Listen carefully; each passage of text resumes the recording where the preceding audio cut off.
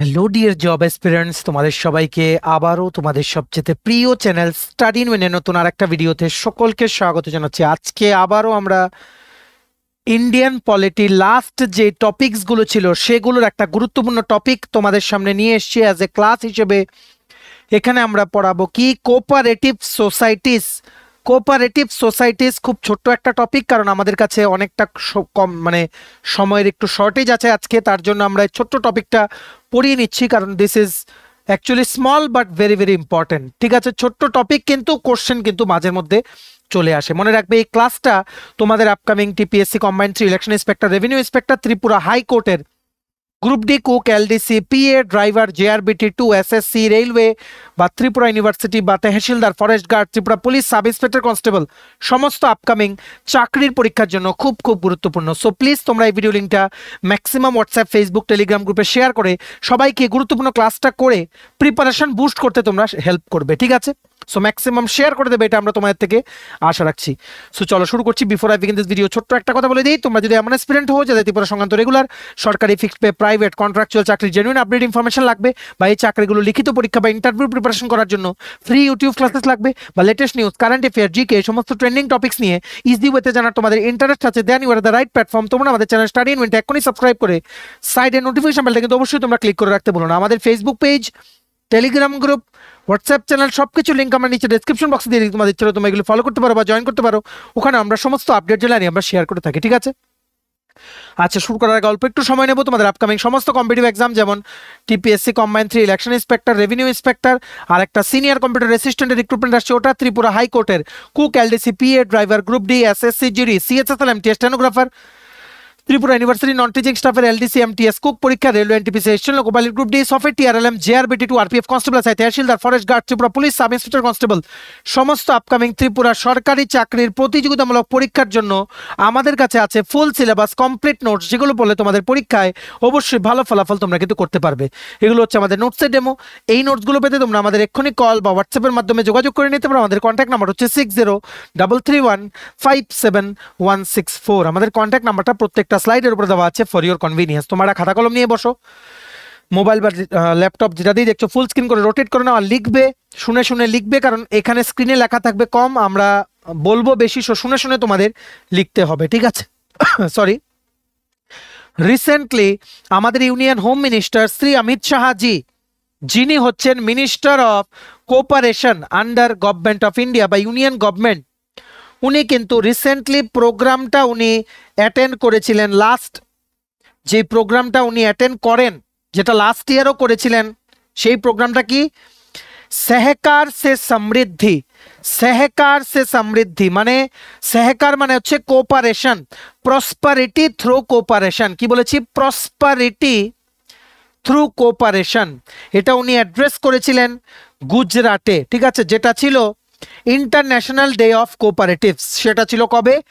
জুলাই মাসে। ঠিক আছে, উনি কিন্তু সেটা অ্যাড্রেস করেছিলেন।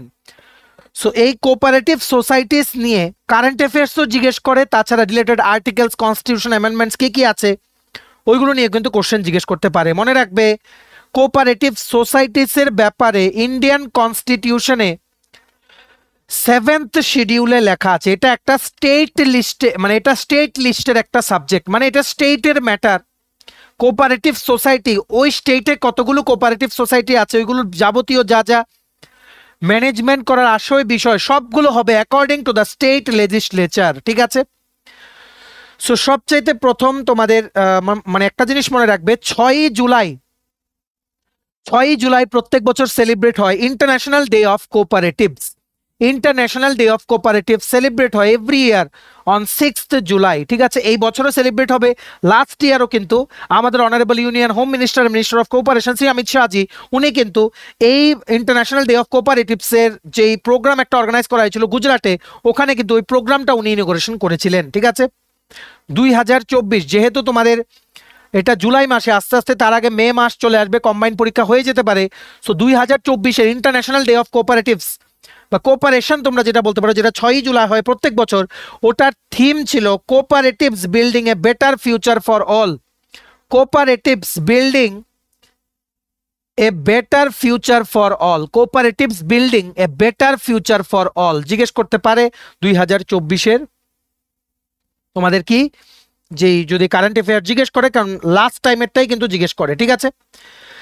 আরেকটা জিনিস মনে রাখবে, কোঅপারেটিভটা কি করে এলো ইন্ডিয়াতে, সবচাইতে প্রথম তোমাদের জেনে রাখতে হবে কোঅপারেটিভ সোসাইটিস কি। মনে রাখবে কোঅপারেশন মানে একে অপরের সাথে মিলে নিজেদের কিছু কমন অবজেক্টিভস বা উদ্দেশ্যগুলো একে অপরকে গ্রো করতে সাহায্য করে, মানে করা, একে অপরকে ফাইন্যান্সিয়াল ক্রাইসিসের সময় সাহায্য করা, করে নিজেদের যে কমন গোলসগুলো আছে ওইগুলো ফুলফিল করার বা ওইগুলো অ্যাচিভ করার জন্য একে অপরকে হেল্প করার নামই কিন্তু কি কোঅপারেটিভস, ঠিক আছে। এই কোঅপারেটিভসগুলো বেসিক্যালি কি, this are people centred enterprises, মানে মেইন টার্গেট এই কোঅপারেটিভসদের হচ্ছে কি, মানে পিপল সেন্টার্ড, মানুষের জন্য, মেইন টার্গেট হচ্ছে কি মানুষের জন্য। সো এগুলো হচ্ছে this are people centred enterprises যে which are owned, controlled and run by and for their members to realise their common economic, social and cultural needs and experience. অনেকে মিলে একসাথে একটা গ্রুপ বানিয়ে পরস্পরকে হেল্প করে কোনো কমন অবজেক্টিভ ফুলফিল করার জন্য বা পূরণ করার জন্য যদি কাজ করে, সেটাকেই বলে কোঅপারেটিভস। সেটা থেকেই নাম এসছে কোঅপারেটিভ সোসাইটি। মনে রাখবে ইন্ডিয়ার মানে India has one of the world's largest cooperative networks with over, ইন্ডিয়ার মধ্যে 8 লাখেরও বেশি কোঅপারেটিভস আছে যেগুলো বিভিন্ন সেক্টরে কাজ করে, যেমন এগ্রিকালচার সেক্টর আছে, ক্রেডিট সেক্টর আছে, ডেয়ারি, হাউজিং, ফিশারিজ, বিভিন্ন সেক্টরে 8 লাখেরও বেশি কোঅপারেটিভ সোসাইটি আছে ইন্ডিয়াতে যেগুলো কাজ করে, ঠিক আছে। And it is one of the largest cooperative networks in the world, যেটা ইন্ডিয়াতে আছে, ঠিক আছে। মনে রাখবে কোঅপারেটিভ সেক্টরস যেগুলো, এই যে কোঅপারেটিভ সোসাইটিস, এগুলো তোমাদের মানে যা যা কন্ট্রিবিউশন করে তার মধ্যে 20% কন্ট্রিবিউশন করে এগ্রিকালচার লোনে, 35% ফার্টিলাইজার ডিস্ট্রিবিউশনে, 31% কন্ট্রিবিউট করে সুগার প্রোডাকশনে, 13% কন্ট্রিবিউট করে হুইট বা আটা মানে হুইট পারচেজে, ঠিক আছে, মানে আটা সংক্রান্ত যে আটা যে কেনা হয় সেটার ওভারঅল 13% কৃতিত্ব থাকে কোঅপারেটিভ সেক্টরে, ঠিক আছে। 20% হচ্ছে প্যাডি বা রাইস পারচেজে। সো তোমরা দেখতে পাচ্ছ কি রকম কন্ট্রিবিউশন এই কোঅপারেটিভ সোসাইটিস গুলোর আমাদের ইন্ডিয়াতে, ঠিক আছে। মনে রাখবে এই যে কোঅপারেটিভ সোসাইটি, এদের কনস্টিটিউশনাল স্ট্যাটাস কি করে দেওয়া হয়েছে, 97th কনস্টিটিউশনাল অ্যামেন্ডমেন্ট যেটা 2011-তে আনা হয়েছিল, সেই সংশোধনটা করে বা সেই সংশোধনটার ভিত্তিতে ভারতের সংবিধানে কোঅপারেটিভ সোসাইটিসদেরকে কনস্টিটিউশনাল স্ট্যাটাস দেওয়া হয়েছিল। আর এই 97th কনস্টিটিউশনাল অ্যামেন্ডমেন্টটা করে 3টে জিনিস চেঞ্জ করা হয়েছিল। একটা হচ্ছে কি, কোঅপারেটিভ সোসাইটি ফর্ম করা একটা মানুষের ফান্ডামেন্টাল রাইট, মৌলিক অধিকার অ্যাকর্ডিং টু আর্টিকেল 19। আরেকটা কি, it has added directive principle of state policy on promotion of cooperative societies according to article 43B, ঠিক আছে। এটা অ্যাড করেছে regarding the promotion for cooperative societies, ঠিক আছে। আরেকটা কি অ্যাড করেছে, part 9B in the constitution, যেখানে ডাইরেক্টলি বলা আছে about there should be cooperative societies বা cooperative societies are constitutionalised as per part 9B of the Indian constitution, ঠিক আছে। আর্টিকেল হচ্ছে 243ZH থেকে 243ZT, it deals with the cooperative societies and their various aspects, ঠিক আছে। Cooperatives in the pre independence এরা কি করে, ইন্ডিপেন্ডেন্স ভারতের স্বাধীনতার আগে থেকে কি করে এলো, সবচাইতে প্রথম একটা অ্যাক্ট এসেছিল, সেই অ্যাক্টটা হচ্ছে কি ইন্ডিয়ান ফ্যামাইন কমিশন, মানে একটা কমিশন এসেছিল কি ইন্ডিয়ান ফ্যামাইন কমিশন 1901 সনে, যাতে করে ইন্ডিয়াতে যে ফ্যামাইন চলছিল, ঠিক আছে, বা খাদ্য সংকট বা অনেক মানুষ মরছিল ফ্যামাইনের জন্য, তার জন্য মানে সেটা থেকে কি করে মানে ইন্ডিয়া ওভারকাম করবে, ঠিক আছে, ওভারকাম করবে সেটার জন্য সাজেশন দেওয়ার জন্য ফ্যামাইন কমিশন কিন্তু এনেছিল গভর্নমেন্ট অফ ইন্ডিয়া, ঠিক আছে। So Indian famine commission suggest করেছিল রুরাল এগ্রিকালচারাল ব্যাংকস টাইপের কোনো একটা ইনস্টিটিউশন আনার জন্য, যেটা ছিল ইন্ডিয়ার হিস্ট্রিতে first step towards formation of cooperative societies, যেটা আলটিমেটলি 1904 সনে 1904 সনে সবচাইতে প্রথম first cooperative societies act, first cooperative, একটু ওয়েট করো, যেটা আলটিমেটলি প্রথমে কি ফার্স্ট কোঅপারেটিভ সোসাইটিজ অ্যাক্ট 1904 সনে এটা তারপর লাগু করা হয়েছিল। তারপর সেই 1904 সনের একটা 1912 সনেও কিন্তু সংশোধন করা হলো, অ্যামেন্ডমেন্ট কিন্তু করা হয়েছে। তারপর আরেকটা কমিটি ফর্ম করা হয়েছিল কি ম্যাকলেগান কমিটি, ম্যাকলেগান কমিটি 1915 সনে, ঠিক আছে, যেটা যে কমিটিটার হেড যিনি ছিলেন ওনার নাম ছিল স্যার এডওয়ার্ড ম্যাকলেগেন, স্যার এডওয়ার্ড ম্যাকলেগেন, ঠিক আছে। মানে এই কমিটিটা অ্যাপয়েন্ট করা হয়েছিল সেটা দেখার জন্য যে এই কোঅপারেটিভ মুভমেন্ট যেটা ইন্ডিয়াতে চলছিল সেটা ঠিকঠাকভাবে চলছে কিনা, ইকোনমিক্যালি আর ফাইন্যান্সিয়ালি ঠিকঠাক সবকিছু আছে কিনা সেটা দেখার জন্য, ঠিক আছে। তারপর মনে রাখবে একটা, তোমরা সবাই জানো যারা হিস্ট্রি পড়েছো, 1919 সনে যেই মন্টেক চেমসফোর্ড রিফর্মস যেটা এসেছিল সেটা কি করেছে, কোঅপারেটিভটাকে একটা প্রভিন্সিয়াল সাবজেক্ট করে দিয়েছে, যেটার পরে কোঅপারেটিভ জিনিসটা কিন্তু আরো অনেকটা কিন্তু গুরুত্ব হয়ে গেল ইন্ডিয়াতে, ঠিক আছে। 1929 যে ইকোনমিক ডিপ্রেশন, 1929 যে ইকোনমিক ডিপ্রেশন হয়েছিল সেটার পরে বিভিন্ন কমিটি ফর্ম করা হয়েছিল মাদ্রাস, বোম্বে, ত্রাভাঙ্কোর, মাইসোর, গোয়ালিয়র, পাঞ্জাবে, যাতে করে কোঅপারেটিভ সোসাইটিগুলোকে যাতে রিস্ট্রাকচার বা রিফর্ম যাতে রিভলভ যাতে করা যায়, ঠিক আছে। কি কি স্টেপ নেওয়া হয়েছিল ধীরে ধীরে প্রি ইন্ডিপেন্ডেন্স এরাতে সেটা কিন্তু আমরা বলছি, ঠিক আছে। Gandhiji, father of the nation, Gandhiji উনি কিন্তু বলেছেন কোঅপারেটিভস বা কোঅপারেশন টার্মটাকে যে একটা সোশিয়ালিস্টিক সোসাইটি বানাতে আর পাওয়ার ডিসেন্ট্রালাইজ করতে সবচেয়ে মেইন জিনিস হচ্ছে কোঅপারেশন। ডিসেন্ট্রালাইজ মানে পাওয়ারটা ভাগ করতে, যাতে গ্রাস রুট লেভেল পর্যন্ত যাতে সব মানুষ যাতে সুযোগ সুবিধা পায়, ঠিক আছে। আশা করি তোমরা বুঝতে পেরেছো। যেমন প্রি ইন্ডিপেন্ডেন্স এরা আছে তেমনি আছে কি পোস্ট ইন্ডিপেন্ডেন্স এরা, মানে ভারতের স্বাধীন হওয়ার পর কিভাবে কোঅপারেটিভ সোসাইটিরা কাজ করছে, মানে কি করে এসছে এখন যে পর্যায়ে আছে, একটা একটা স্টেপ কি করে দিয়েছে। প্রথম হচ্ছে first 5 year plan, first 5 year plan যেটা ছিল ফর দ্য ইয়ার 1951 টু 1956। এটার মধ্যে বলা আছে যে কোঅপারেটিভসের প্রমোশন করতে হবে, কোঅপারেটিভসের প্রমোশন করতে হবে, ভালো করে এটার ব্যাপারে প্রচার করতে হবে যাতে কমিউনিটি ডেভেলপ হয়, কমিউনিটি যাতে ডেভেলপ হয়, ঠিক আছে। তাছাড়া 2002 সনে multi state cooperative societies act MSC/SA multi state cooperative societies act, ঠিক আছে, এটা একটা আনা হয়েছিল। 2022 এটাকে অ্যামেন্ডমেন্ট করা হয়েছে, ঠিক আছে। এটা অ্যামেন্ড করে কি করানো হয়েছে, একটা কোঅপারেটিভ ইলেকশন অথরিটি হতে হবে যেগুলো নাকি বোর্ড, কোঅপারেটিভ সোসাইটির যে বোর্ড, গভর্নিং বডির যে বোর্ড, সেটার মধ্যে যে ইলেকশন হয় সেগুলো দেখরেখ করবে। এগুলো 2022 অ্যামেন্ডমেন্ট হয়েছিল, এগুলো নিয়ে এত কোশ্চেন আসে না, তার জন্য আমরা এত এটা ডিপলি পড়াচ্ছি না, ঠিক আছে। সো এতটুকুই তোমাদের মনে রাখলে হবে। তাছাড়া ইম্পর্টেন্ট কিছু আর্টিকেলস আছে in relation with the cooperative societies, যেমন আর্টিকেল নাম্বার 243ZI, এটা আমাদেরকে বলে 243ZI যে কোঅপারেটিভ সোসাইটিস যেভাবে কাজ করবে সেটা ঠিক করবে স্টেটের লেজিসলেচার, মানে স্টেট গভর্নমেন্টের আইন কানুনই লাগু হবে সেই স্টেটের কোঅপারেটিভ সোসাইটিগুলো কি করে ফাংশন করবে সেটার ওপর, ঠিক আছে।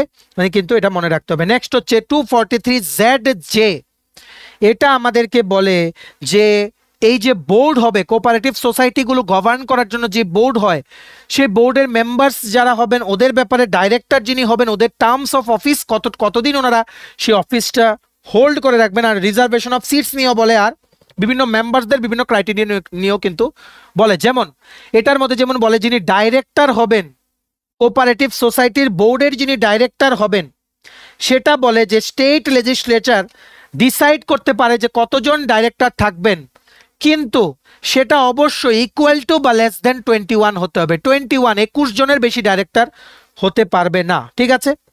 সেটাও বলে 5 বছরের মেয়াদ, 5 বছরের মেয়াদ কিসের, যেই বোর্ডটা ইলেকশনের মাধ্যমে সিলেকশন হয় কোঅপারেটিভ সোসাইটিটাকে গভর্ন করার জন্য সেটার মেয়াদ হচ্ছে 5 বছর, ঠিক আছে, অ্যাকর্ডিং টু আর্টিকেল 243ZJ, ঠিক আছে।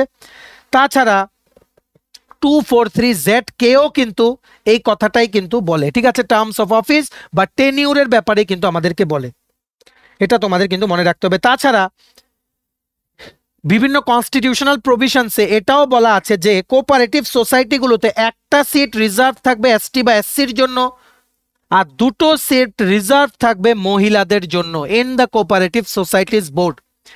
একটা সিট রিজার্ভ থাকবে এসটি এসসিদের জন্য, 2টো সিট রিজার্ভ থাকবে মহিলাদের জন্য, ঠিক আছে। আর যদি বোর্ড মেম্বার্স বা ম্যানেজমেন্টটাকে পুরোটা সাসপেনশন করতে হয় কোঅপারেটিভ সোসাইটির বোর্ডের, কি প্রভিশনে সাসপেন্ড করা যাবে সেটা লেখা আছে ইন দ্য আর্টিকেল 243ZL, ঠিক আছে। যদি সাসপেন্ড করা হয় মানে করে দেওয়া হয়, সেই সাসপেনশনের পিরিয়ডটা 6 মাসের বেশি কিন্তু এক্সিড করতে পারবে না। যদি কোঅপারেটিভ ব্যাংকের ক্ষেত্রে সেই বোর্ড সাসপেনশন হয় 1 বছরের বেশি কিন্তু হতে পারবে না।